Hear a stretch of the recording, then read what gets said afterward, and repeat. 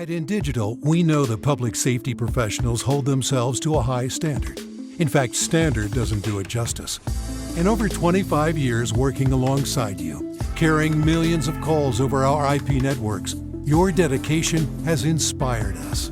That's why our ESI Net goes beyond industry standards, not only I3 compliant, but designed to adapt to future development for a network you can count on when it matters most. Learn more at indigital.net. Here in Greenville County, we have 8 different places where a 911 call can be answered. It is the largest county in South Carolina. It's a challenge. The type of information that a telecommunicator gets from Radius Plus is location-based technology. You can see where the caller is, if they have a medical issue, if they speak a different language. They're immediately able to text to that caller in their native language. It reduces response times because it immediately gets first responders where they need to be. If Within the Trenches has ever taught you something, open your eyes to what it is like to be a 911 dispatcher, or has inspired you to become one, then help support us and join our Patreon. Get exclusive bonus content, one-of-a-kind swag, discounts on merchandise, ad-free early access to new episodes, and much more. To join, please visit patreon.com/WTT podcast. And if you're an industry partner, we have something for you as well. And now, for the show. This is Jordan, and you're listening to the Code 7 Podcast Network.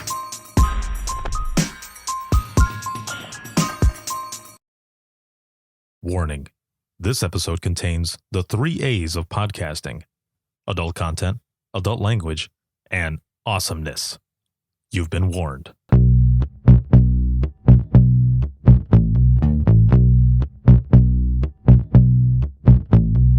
Welcome to Within the Trenches, true stories from the 911 dispatchers who live them.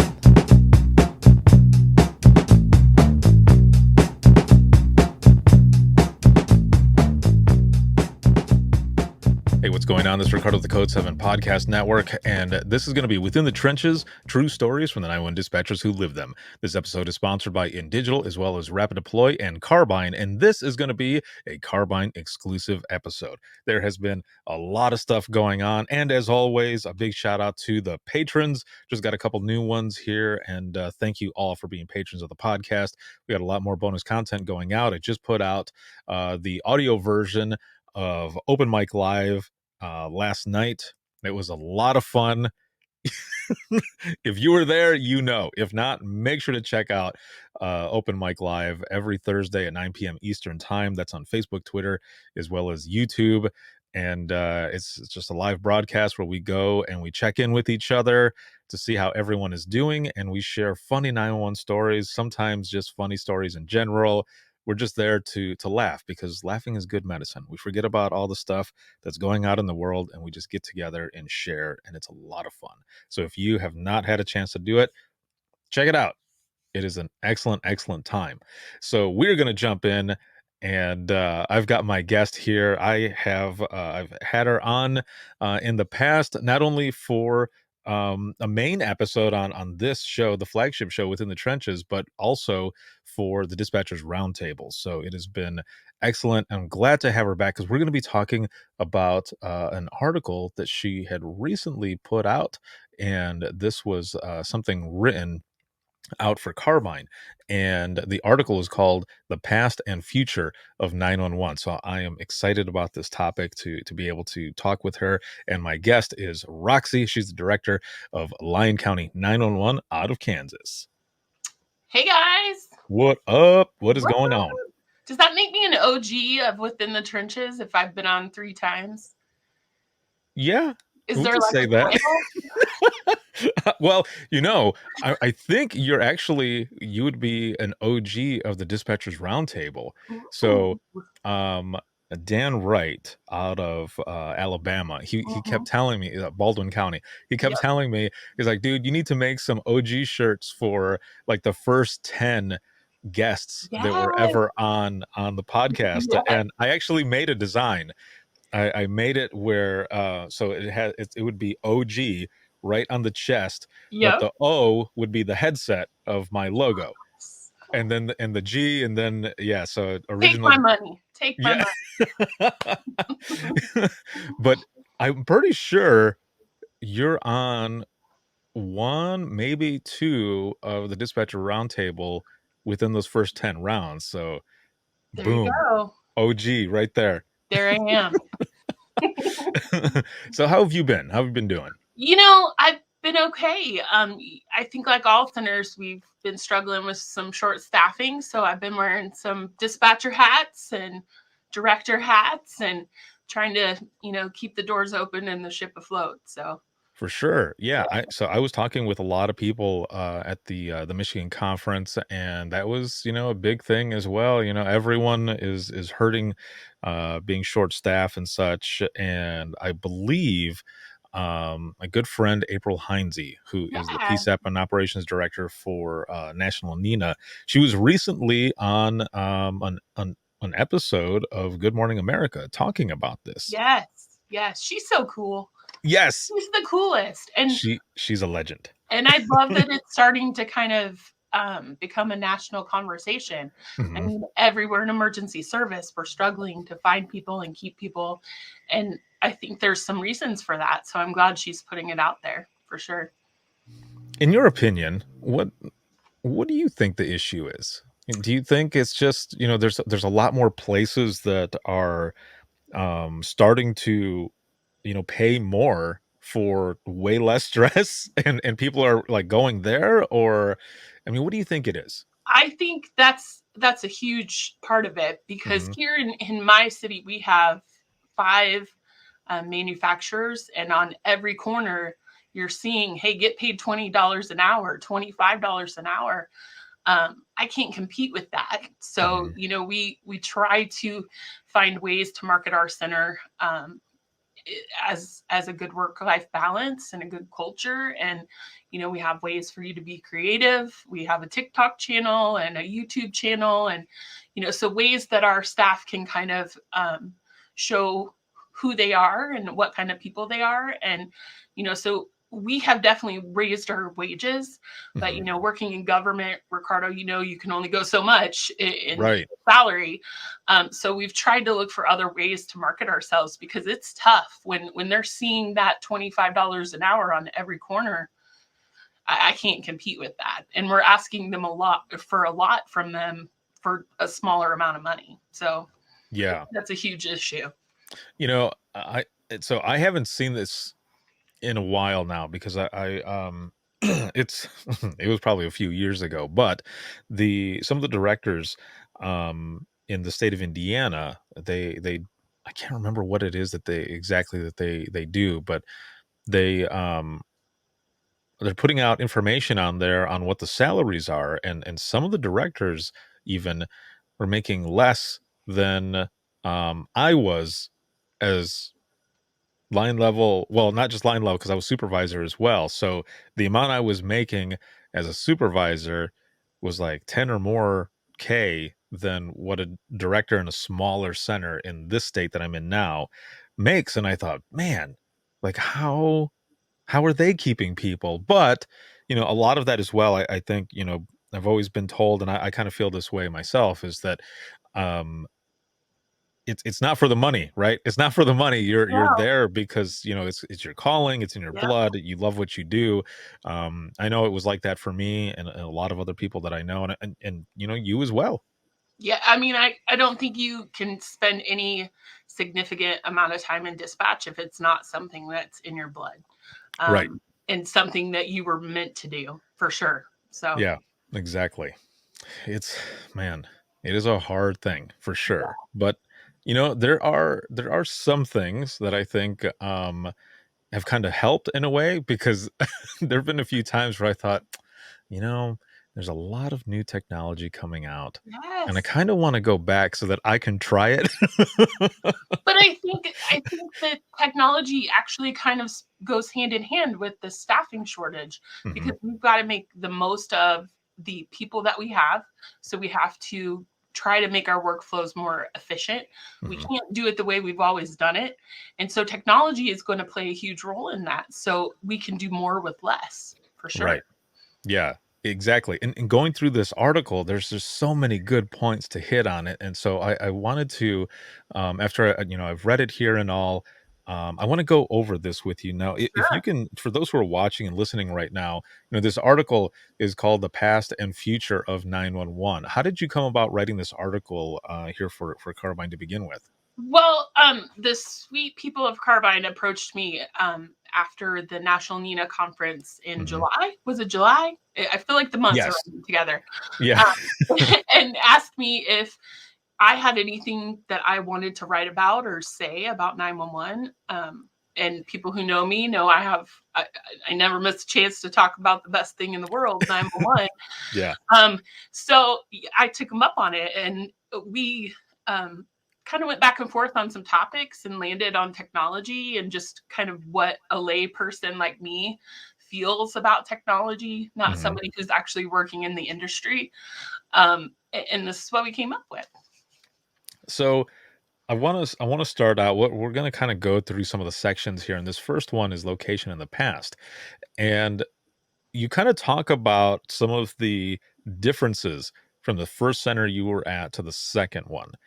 And so let me read this first quote here, Sure. and it says, even more of a surprise, there were places that I was dispatching in that didn't even have access to 911 service. If someone was having a 911 emergency in these locations, they would have to call a toll-free number to reach emergency services. Imagine that for a second. Someone is actively breaking into your house, and you have to remember the toll-free number to emergency services. Yeah. And still today. I mean, that was 10 years ago when I worked in northern Alaska, and that's still the case today. Um, you know, Alaska is kind of a different beast because, in the cities, we have phone service like we do in the lower 48, but in the villages, that's a little bit different. So we utilize this toll free number to help them reach our center in Fairbanks. And it was 1-800 8 or it was 1-800-811-0911. So it kind of had a 911 kind of tune to it. But, Yeah. to think about you're actively getting assaulted or your house is getting broken into, that's not something you're going to remember. So definitely. How do you think you would react if this was something that was going on with you? Let's just say you're running from someone, or you're hiding. Even that, you're hiding, and you have to remember this number. Just kind of thinking about how you are, and I don't mean like you are, but like in your own words, knowing yourself is what I mean. Like, how would you react to that? Because I know how I am, and I'd be like, crap. Like, Yeah. I mean, wait, what's the number? yeah, I think you go blank in those situations. I mean, having Yes. talked to people for years and years and years, it's hard to kind of, when they do connect with 911, to kind of bring them out of that situation Right. so they can start giving you good information. So I would totally blank. There were some times in villages where they would have BHF radios. And so if they couldn't get on the phone or they couldn't remember the number, they would get on the radio and say, somebody call the troopers. My house is getting broken into. So you would get a second party report or a third party report about something that was going on at Joe's Mhm. house, and nobody would have any information. So it depended on how, somebody could reach us in order for us to know there was a problem. So Wow. It's what's interesting too is like when I left dispatch, this was 2013, mhm. July of 2013. Um, and then working for In Digital, I didn't know what you had mentioned here, what I read in the quote, that there were a lot of states, not just states, but just surrounding areas where I was at in Michigan that did not have straight up 911 services. Yeah. And we're going through all this project management stuff, and I'm just sitting there just puzzled. And I remember a couple of coworkers saying, or asking, like, "What, are you okay?" I'm like, I just didn't know that there were areas out there that didn't have 911 still, that they're Right. having to call these 10-digit numbers to get to the actual police department, or to get to um, fire and EMS and all of that. Because in the areas that I've always lived in, 911 was always there, and Yeah. in other places it's not there. So No. then, How does that work? Right. And I mean, like, there were some areas that we dispatched in that didn't have officers. They didn't Hmm. have anybody who volunteered for fire.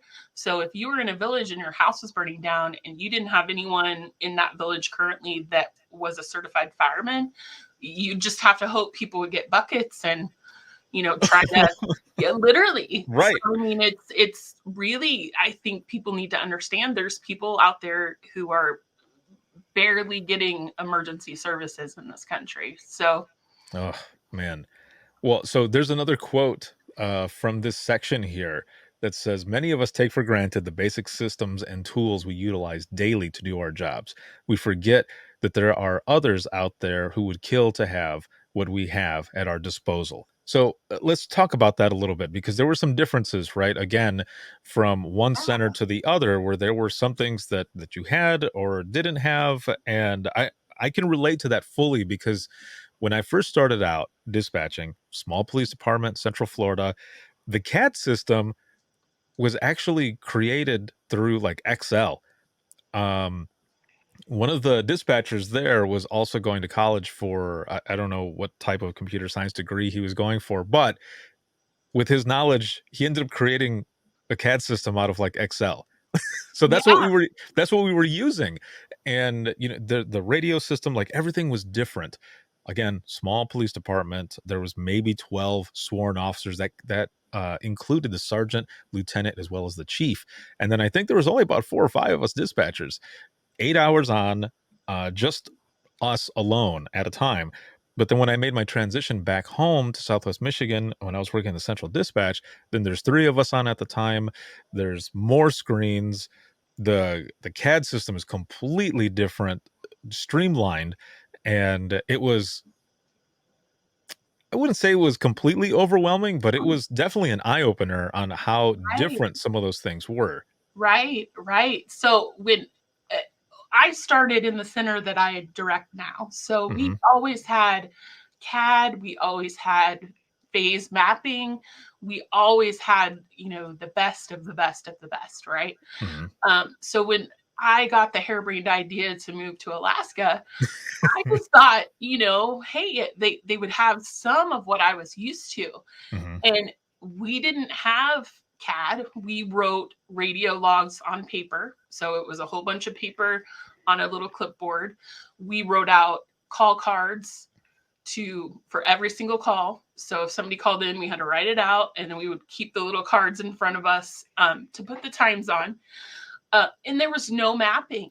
There's a lot of portions of Alaska right now that are not mapped, correctly. So you had all of these map books that maybe were printed in 1972 that you had to utilize, atlases and things like that. There was nothing that we could see that was real time. There was no call plotting, none of that. So it was, What year is this now? I moved there in 2005 and I worked there until 2010. So for those watching and Wait, listening, actually, correction on that. yeah, I moved there in 2010 and I left in 2014. So okay. So again, for those watching and listening, like this isn't that not long long ago. ago. No, Yeah, not no. long ago at all. And like you were saying, you were in a spot where you had all of this awesome stuff, and then you go there and what? Now they have CAD now. They Yeah. have had CAD for about 3 years, Hmm. but they still have struggles with mapping. They don't have phase mapping. That's just not something, that they can do for a lot of the areas they service. So that's still a struggle for sure.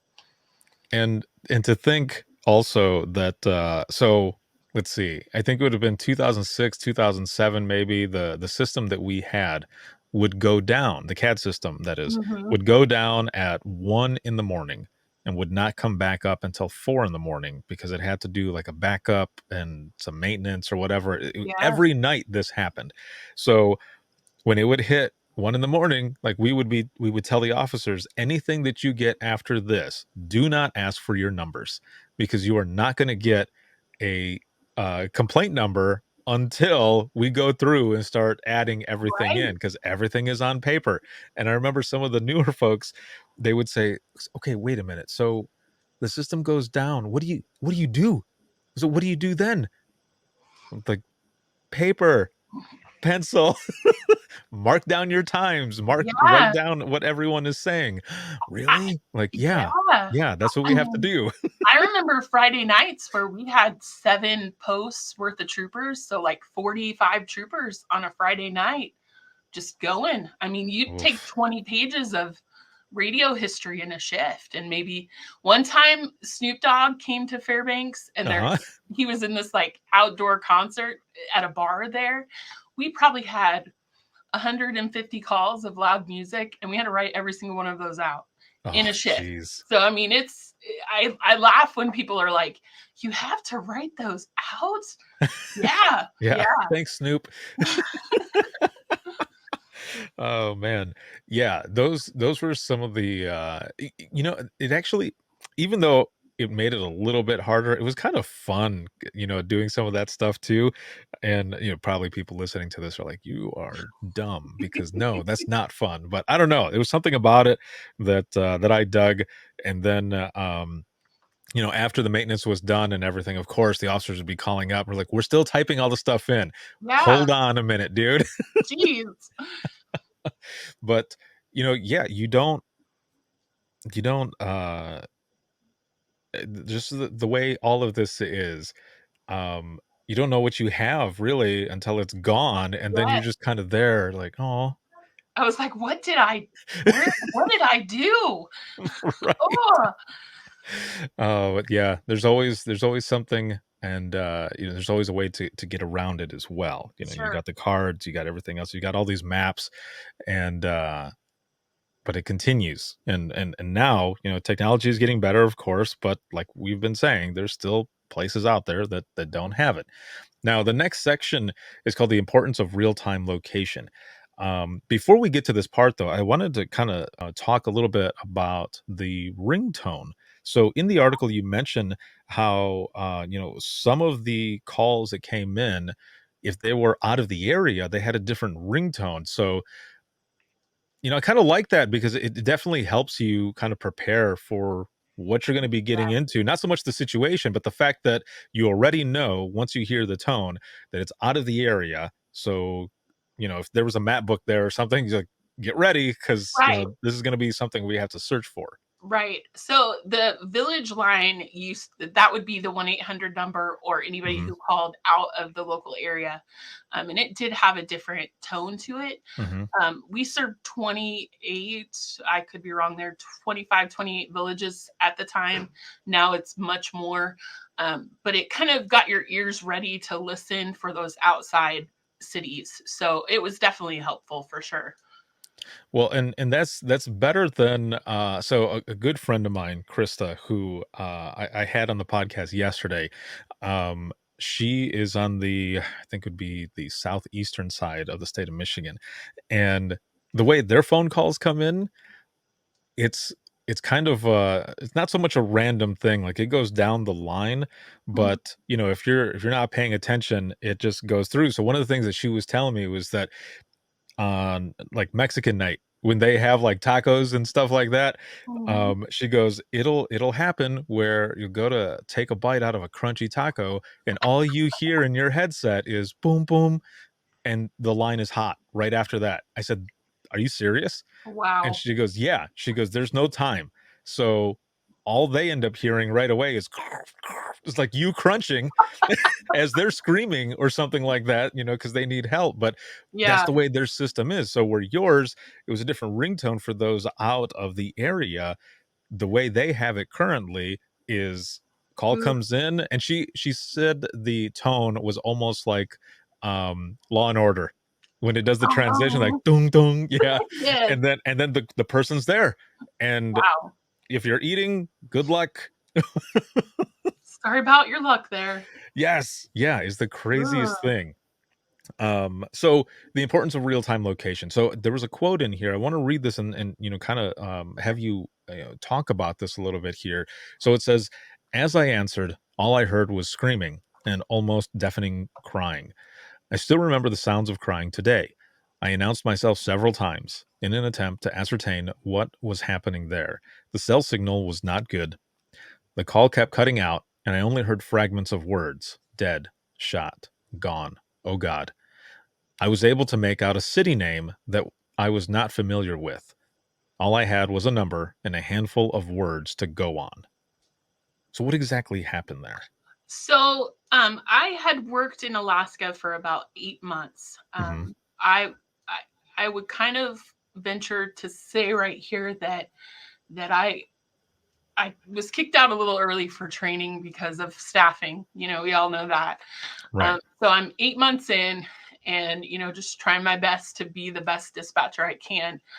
Um, and there was a shooting that occurred in a village in southeast Alaska. Hmm. So that's like Juneau and that area. We did not serve that city.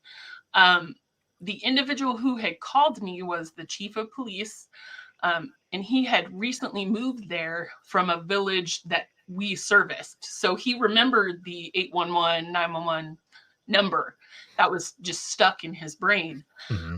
He had two officers on duty at the time. He had a sergeant that was actively on duty, and then he had another patrol officer that was off duty. And he was at home listening to the radio. And the sergeant that was on duty, his mother was visiting from the lower 48, and they were on a ride along. And they were parked in the middle of the city and had stopped to do some paperwork. And the off duty officer was driving through with his family and said, "Oh, there's Sergeant so and so. Let's stop and say hi to his mom." And so they're out in the middle of the road just talking, and there's kids in the vehicle. And across the roadway, there was a man who had mental health troubles, that had a couple of run-ins with these officers, and he had Hmm. watched this whole scene unfold. And he was right across from them, opened up his window, got his rifle, and shot them both in the street. Jeez. Yeah, right in front of their family. Um, yeah. So one of them had not died instantly and was able to get on the radio and say, we've been shot, please come. And that's what the chief had heard from his house. So his call to me was running up on this scene. Hmm.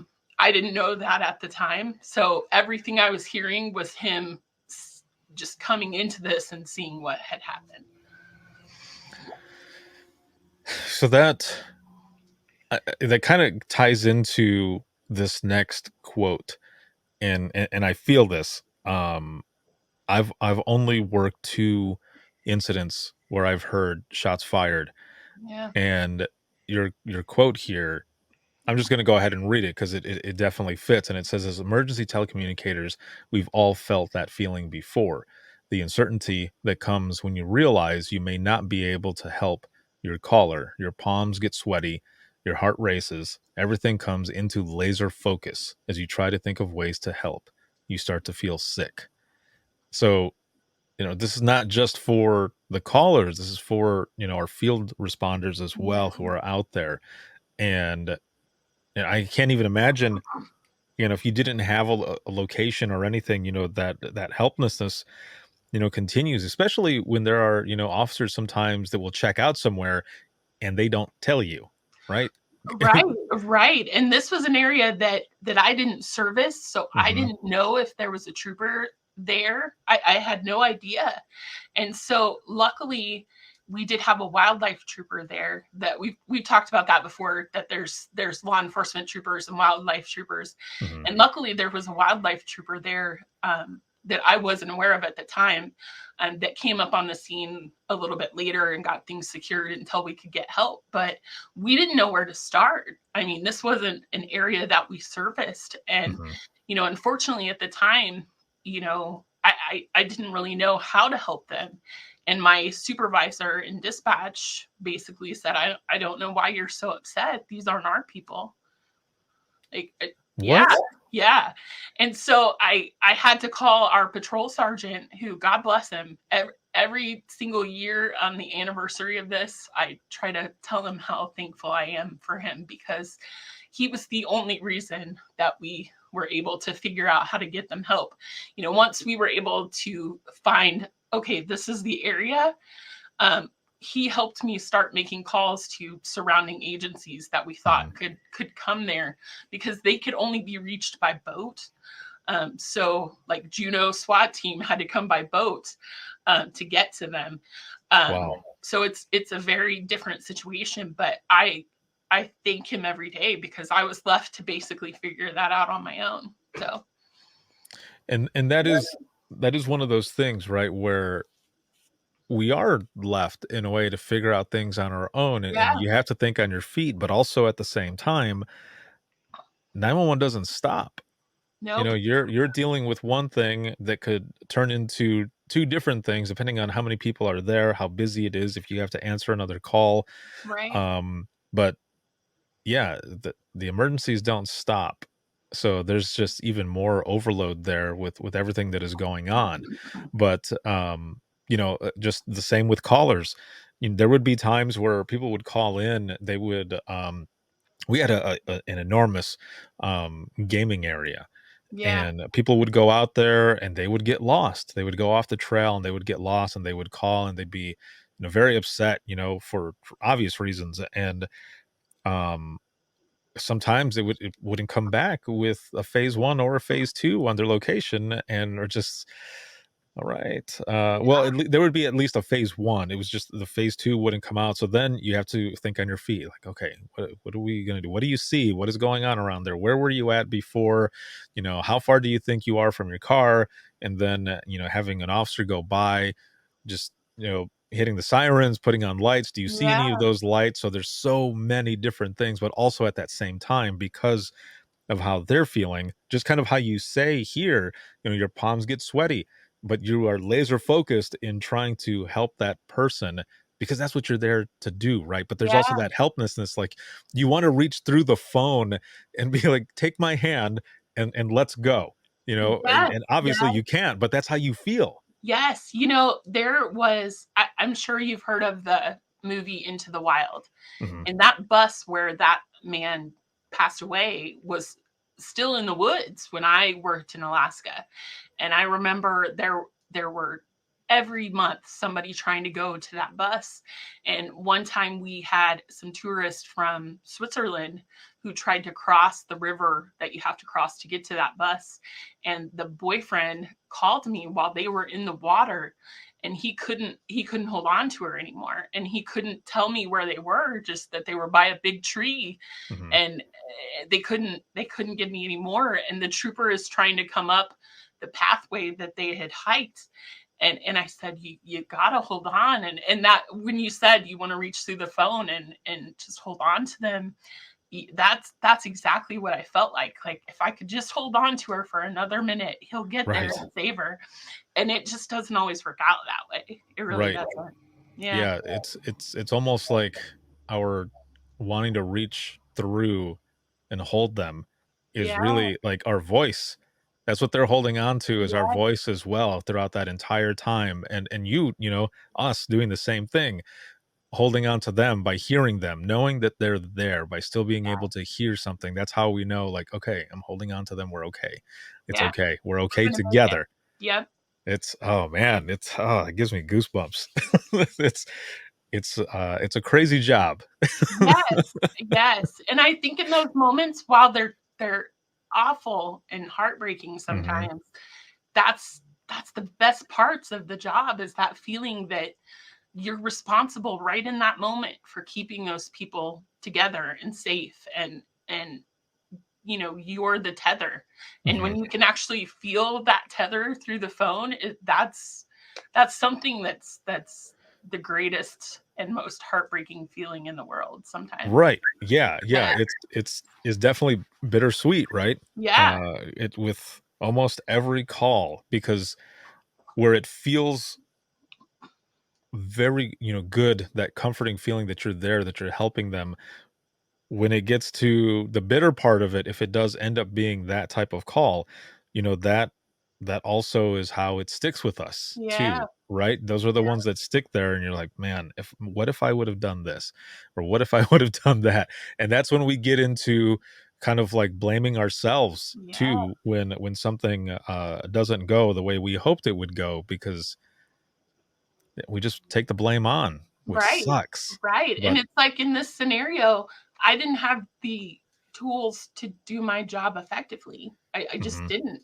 And, instead of looking at it that way, like I wasn't given the adequate tools to help them as soon as possible.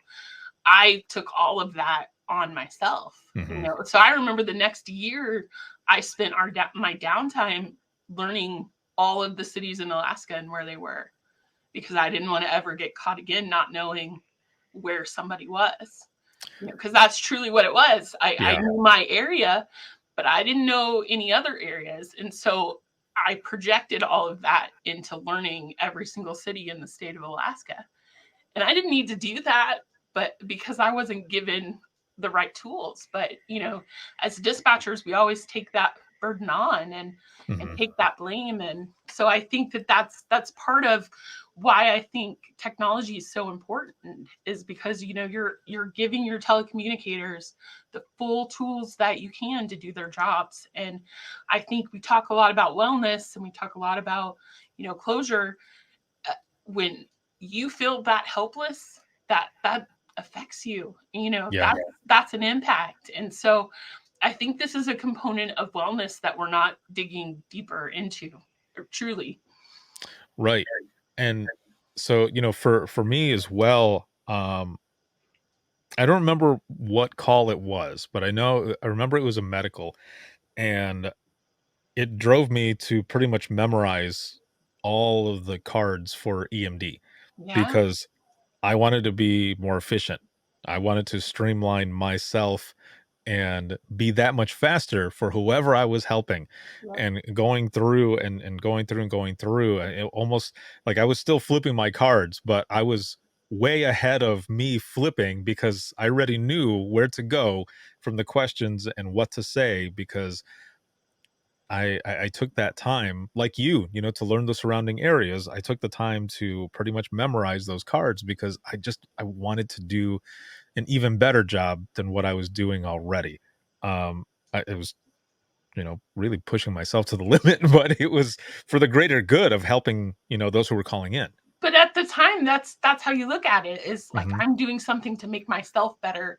And looking back on it, that's a trauma response. That's us trying to put our trauma into something good, Right. and Yes. you don't realize that at the time. Like, I'm just trying to get better because I don't want Hmm. this to happen again.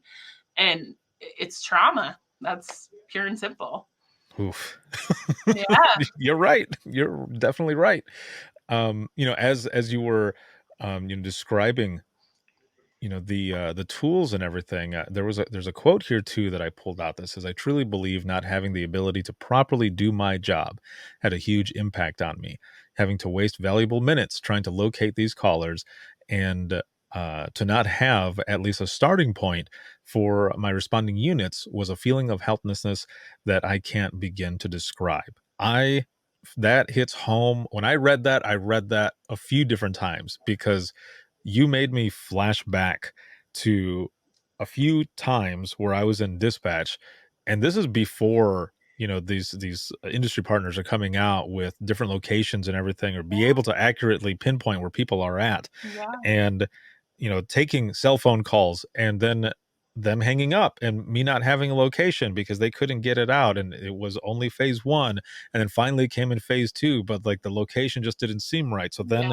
you're sending in you're faxing in the information to whatever cell company that it is, whatever carrier, so that you can try to have them ping it, and then them call back and end up saying their phone must have turned off. We don't have anything. And then your Yeah. heart just drops. What do you do then? Right. Yeah. That's the hardest thing. But I will say this on the other side of that, after your heart has dropped, the phone rings and you look up and it's that number again. And that moment is, The oh, best feeling. Yeah. yes. I remember basically holding my breath throughout a conversation when I finally got somebody on the line because I was so um excited, happy, everything, that I was able to get that caller back, because Yeah. there have been some where there's nothing after that. Yeah. There was no way to locate anyone the way And there is now. And then you're left with knowing there's somebody out there that needs our help, but we can't do anything about it. That's tough when you're a fixer and you want to help. That nagging feeling of I wonder what happened to them. I hope they're okay. That's a huge impact on people. Huge. Yeah, that is definitely, it's a hard thing. But there have been those two on the other side of it where a call comes in and there's a bunch of weird stuff going on that you can hear.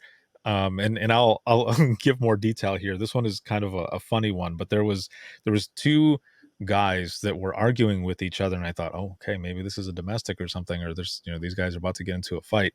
Yeah. But then they start saying that they can't figure out how to make their Halo game work. Like they think that the disc is scratched. So then I'm covering my mouth, kind of laughing because I'm listening to them. But then I'm also kind of trying to yell out, like, "Hey, can you hear me? Can you hear me?" Because it was a butt dial. Yep. But there was nothing popped up, so I couldn't get a location on where they were at. And then the phone dropped, so I called them back right away. And the guy who answered, he just says hello, and I said, "Hey, this is Ricardo with Allegan 911. I just got a hang-up call from your cell phone. Are you guys okay?" And he goes, "I didn't call you. I didn't call 911." And I said, "Oh, okay. So everything is fine there?" And he goes, "Yeah, everything is fine." And so he was, being crappy with me on the phone. And then I said, "Okay." I said, "Well, did you guys get your Halo game to work?" Burn! And he started laughing so hard, and you could tell, like you could hear that, like he cupped his phone. And he goes, "Dude, this guy heard us arguing about Halo." And he goes, "Yeah, man, we're all right. I'm really sorry." And I said, No, it's fine. Like this really is 911, just so you know." And he was like, "Okay, man, I'm sorry." So that's awesome. Luckily, there's stuff like that happens that breaks up some of the chaos that is 911, like this, having that helplessness and stuff that you end up feeling with certain calls. Now, leading into, because it's been going on for a few years now, and it's just going to continue and continue and continue. However, what do you think is the reason for some centers that are, stopping from upgrading or holding back? What's the hesitation, do you think? Well, I'm going to speak just to our local area. A lot of it is funding. There's a lot of centers, one-seat centers, rural centers that they just don't have the money.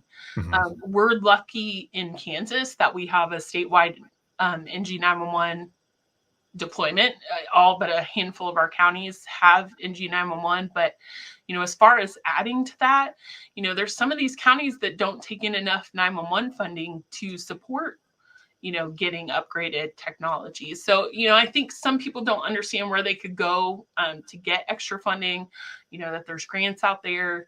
There's some creative ways that you could afford a new CAD system if that is what you wanted. But I think money is always a huge hurdle, always. I'm hoping that with this this next generation 911 bill that's out there, what is that? It's going to be, is it like 10? 10, yeah. That's like set aside for 911 centers, right? Yes, and to work to implement to get us all on the same minimum platform. So I think that's going to be a game changer, but I also think that's going to bring up some bigger issues of regionalization and maybe having to consolidate more of these smaller centers, which is unfortunate because having a local 911 center and a local dispatcher who knows the area, like I say in this article, that's always going to be the better thing, having somebody who understands where they're dispatching. But I think when we talk about these bills and we talk about getting people on a minimum standard, it's still going to cost money and still going to cost training and still going to require some of these agencies to really sacrifice a few things. And I don't know that every 911 center in this nation can afford that. So, right. Yeah. It is my hope that when bringing up everyone to a certain standard, that's not only technology, but also training. And that actually kind of segues into the next section where you talk about how technology training is key. what do you mean by that for those who are watching and listening? Well, I I like to say that, as a director, I do a lot of things that I do now because I've seen it done terribly wrong. So I try to do it differently. And I've been in centers where, we've had a new thing come out and Mhm. we were just told, okay, here you go. Here's this new thing. Have a great shift. So you're in the thick of it and you're having to utilize this new piece of technology and you just kind of freeze up because you don't know anything about it. So Mhm. I think as administrators, we've got to get out of, here's this new technology. You just got to work through it and really work to support our staff and make sure they feel 100% on what's happening before it goes live. And I don't think we do that enough. Here, we recently upgraded to 800 megahertz radios. And so that was a whole new radio system, a whole new interface for dispatch. And we were not going to go live until every single one of them felt comfortable enough to navigate that system. And I know that's not the place everywhere. And so I think that that's part of technology that I think is getting lost. We're not supporting our staff enough, to get them to that next level. And then they're not utilizing what we're buying in the most effective way. So Do you feel at all that kind of ties in with that fear of the unknown? sure. Yeah, I do. And I think that it also ties in with not getting buy-in from your staff. Like Mhm. you want people to be excited about this next generation technology. Like we don't have video to 911 yet. That's probably going to be in the next year or so, but we're already talking about it. Like let's talk about it and get them comfortable with the idea and let's talk about how that could work. And then when we start to bring that in our center, then we can train, then we can talk more. I just think that that erases some of that fear and then it gets them excited about their jobs again. Yeah, I feel that. Um, there was a time when I was as an industry partner, beginning of the time that I was working there, they had a text for 911 program that they had created, and I was traveling to West Virginia with a coworker out in Kanawha County. They Mhm. cover Charleston out there, and I remember going out there, and I always said that I come from dispatch as well because that I feel Yeah. like always made everyone feel more comfortable. Like they were Yeah. talking with someone who comes from where they come from. I'm not just Yep. some tech dude telling them how to do their job, Yep. and so that always helped. But I remember the deputy director and the training coordinator. They came up to me and they said, "Ricardo, I honestly don't know how this is going to go. Like we just recently told them that all of this is going to be going on, and these were multiple trainings that I was doing over a couple days, Right. because they have so many people that work there."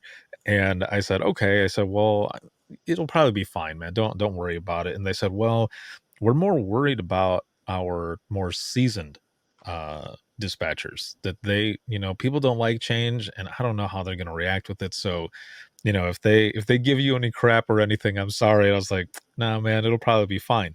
So here's the thing is that the younger crew, they were the ones who really were like, like they really Yeah. didn't want to get into it. The seasoned dispatchers, oh my lord, they loved it. They were all about it. They were Yeah. texting each other and testing each other, going back and forth and just laughing and all about it. And I'm just looking over at the training coordinator and he's like, "I don't know." Because they just assume that the younger crew, because they're always texting, that they were Sure. going to embrace it more than the seasoned dispatchers who hadn't had anything like that, and they were the ones who were loving it.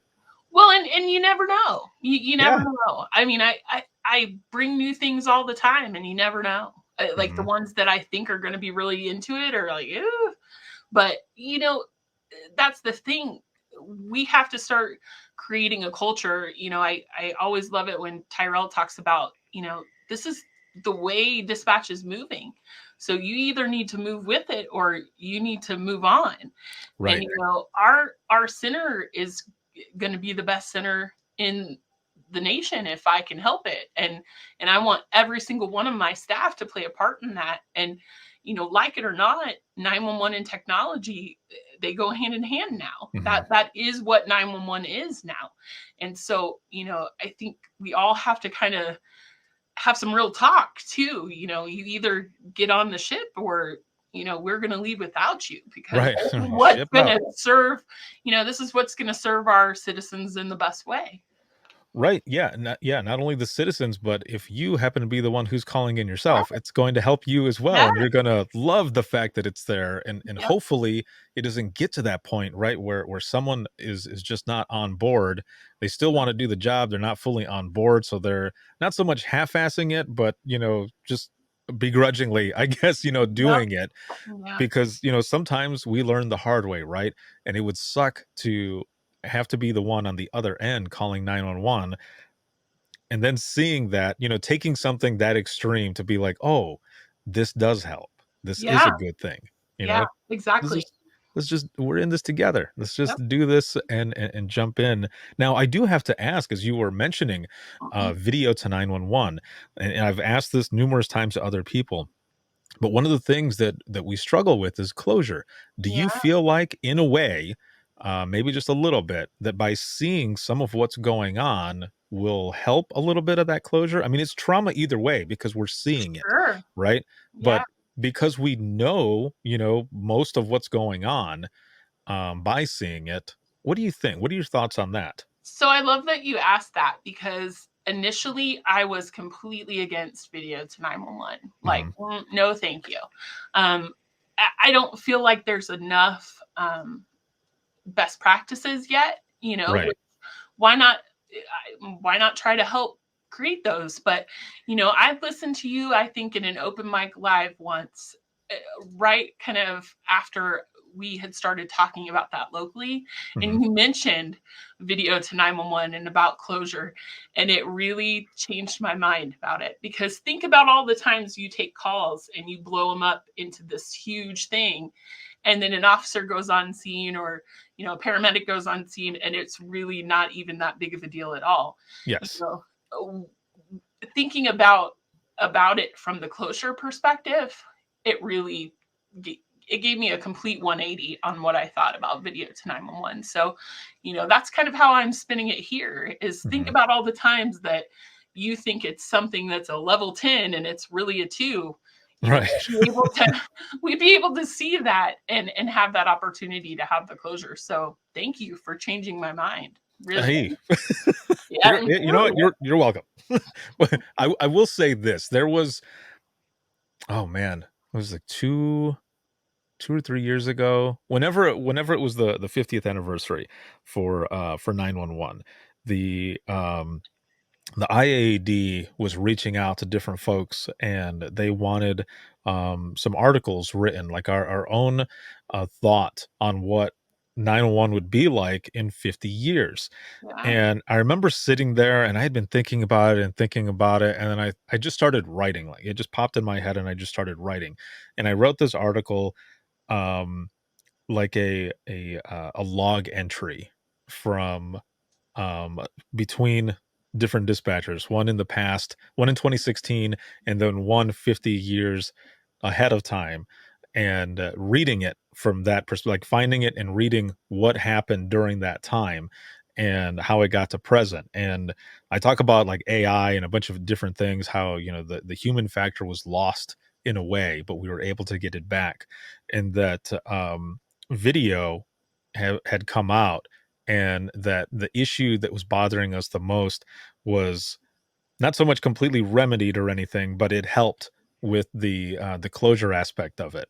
So that was, as we've gotten closer and closer, even more places implementing video. I keep asking this question because I don't know why that popped in my head when I was writing that article years ago, Right. but it just seemed to fit.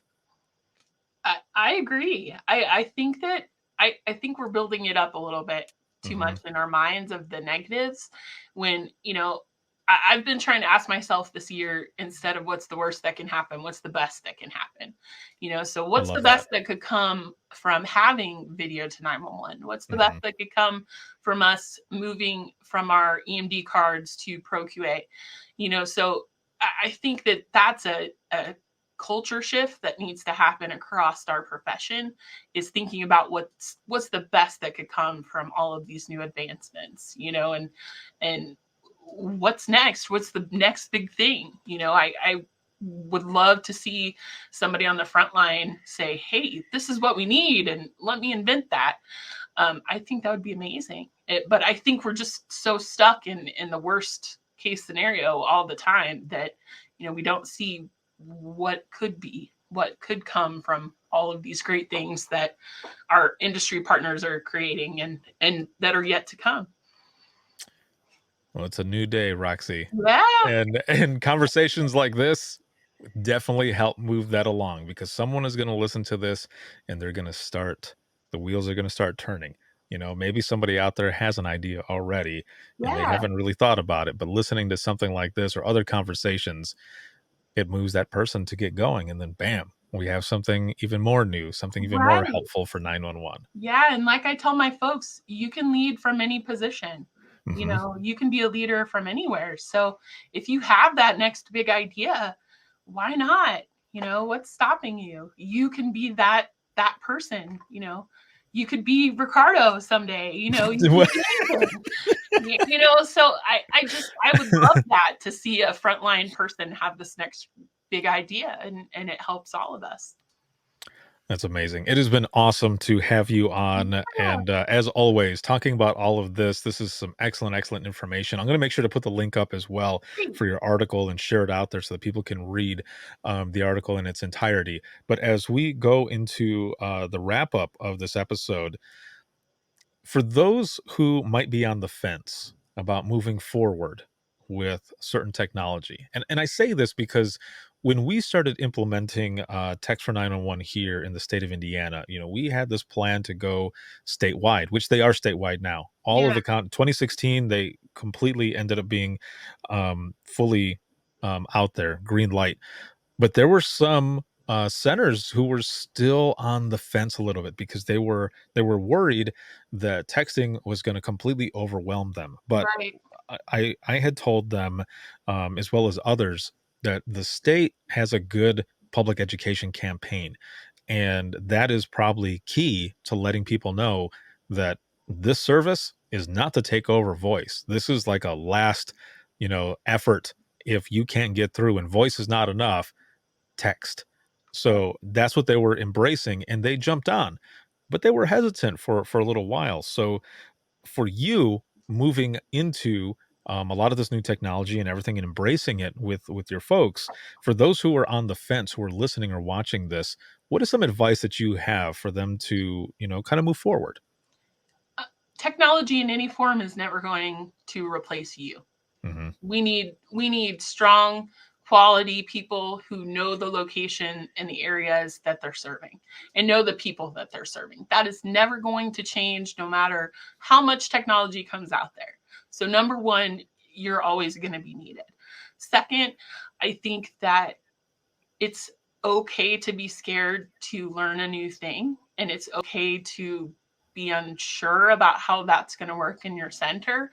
But we're dispatchers, and we can solve anything. We've proved that time and time again. So any hardship that comes our way, we're going to figure out a way to move past it. It's not a roadblock, it's a speed bump. And I think technology, sometimes people can't wrap their arms around it because they just don't know how we're going to do it. But dispatchers always find a way. So, don't be afraid to learn more and evolve your skills. It's always great to have more tools in your toolbox. I don't proclaim to know everything about technology, but I'm open to learning, and I'm open to getting better. And I think that if we all start becoming more open to learning and growing and being the best telecommunicator that we can be, that's how we keep moving the profession forward. But we've all got to come together and take those people who are a little bit hesitant and say, hey, we'll learn together. We've got this together. that's something that we preach a lot here is, we work through problems together and we succeed together. And I think that, that's what we need to embrace in those centers that are a little bit hesitant. We'll help you, we'll stand alongside you, and dispatchers can do anything. So, yeah. Amazing. Awesome. Again, thank you so much for being on. This has been a lot of fun as always. And I look forward to the next one. Absolutely. Thank you so much, Ricardo. I will be right back here with you. And for those who are watching and listening, if you have any comments, questions, or you want to be a guest on the show, you can email us, and that is going to be wttpodcast@gmail.com. You can follow us on Twitter, that is @91podcast. You can like us on Facebook, that is facebook.com/Within the Trenches podcast. This episode has been sponsored by InDigital, as well as Rapid Deploy and Carbyne, and this has been a Carbyne exclusive episode. If you're looking for any bonus content, you can check us out and support us at patreon.com/WTT podcast. Thank you as always to the patrons for being patrons of the podcast, and you have an added perk on everything else that you end up getting, that you get the DRT as well as Open Mic Live audio episodes as well to be able to listen to anytime that you want. This can be seen on Facebook, YouTube, as well as Twitter, and you can listen 24/7 on Apple Podcasts, iHeartRadio, Spotify, your favorite podcasting app, and withinthetrenches.net. Have a good one, everyone, and I'll see you in the next one.